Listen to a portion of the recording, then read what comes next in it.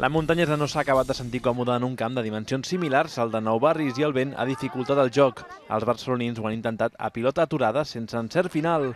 El duel s'ha decantat a la represa. Piquero, home gol del Formentera, aprofitava una pilota llarga per afusellar Tato Burgada.